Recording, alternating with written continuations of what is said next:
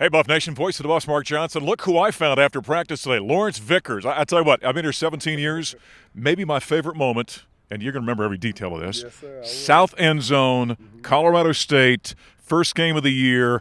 I think they're still peeling that defensive player off the goal line down there. Herbert, for sure, for sure. Both sides. Can Colorado State dig in? He got up on us pretty good. He tried to get one of my teammates pretty good, and I had to come on back and step on him a little bit. Puts his head down, touchdown, Colorado. I had to do that little step on dance real quick for him. He had to feel it.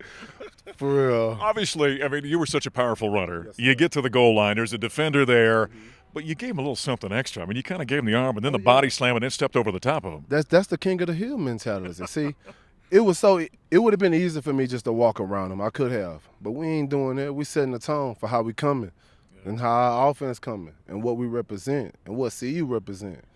That's Buffalo's pride, man. This is Buffalo pride. And we had Ralphie out there going crazy that day, but it was most definitely the form, John. He had to feel it, and then winning, I just had to give him the. I should have just ran up the. I should have just ran up the Colorado side. I promise. But it changed the game, man. It was momentum changer for it, and we needed it. And it was 4th and 1. Yeah, no doubt about it. It was an exclamation point, though. Yeah. What do you remember about your time here at CU? I remember my players. I remember this scenery. This is one thing that will never change. It's still breathtaking every time I come down. And I just remember the attitude of the people around here, most definitely my teammates. All my coaches, seeing some of the old coaches that was here. It's just a vibe, man. It's like home. You know, and it's more welcoming than a lot of places I see people go to the other teams. It's a lot welcoming here. So I love it. I can't wait till all the players get back. We all coming back, too, on A&M game. So it's going to be a lot of us. I love it. You know, and then think about it, you played many years in the NFL, and that's a business. Yeah. But college is always family. When you come back to Boulder, it's different, isn't it? It's way different than – I can go back to one of my NFL teams. It may be fun, but college, this is – you grew up. And just the brotherhood, the things we've been through together, and the fight, you know, this was all for the free, and it was for the free. But we was all trying to get something, you know. Even the Big 12 championships, I can't take them away. Like, man, I had the best time ever here, and I would say I have to thank that to my father, because my father made me come, and that was the best decision I ever made, most definitely. You know, it's amazing what comes full circle. So I get here in 04. You're playing. Coach Barnett's a coach in 04 and 05. Now he's sitting in the booth next to me. You got any good Gary Barnett stories for me? Oh yeah, I got a couple good ones. I had one. We was out here. Coach Barnett had this little thing he used to do. Oh, go get him, like this is. And we all had a little thing where we used to all kind of make like little jokes about him as far as like comedy coming up.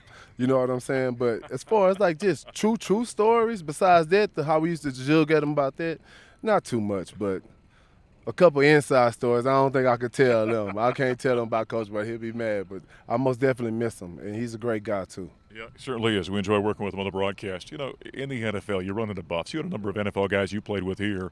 Is there kind of a brotherhood when you guys see each other and they're on the other team, you know, but you're competing against each other, but you get together and give each other a hug? Definitely after the game.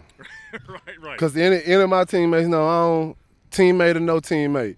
If you my teammate, you my teammate. If you ain't my teammate, you ain't my teammate till after the game. Yeah. So I played against Brian, I played against Jordan, I played against Dan, DG, but he was on offense, so me and him was cool. We didn't have no problems. But anybody that I played against on defense, I got after him. Yeah. And then after the game, we hugged and we talked it out. But, of course, you know we got to get after each other. We're going to talk about that, especially when we come back here. Oh, it's going to be a lot of stories being exchanged when we get back. You know, Coach Hagan, after practice today, had you talk to his guys over there, the running backs. What was your message? My message to them was be bold. Be that player every day.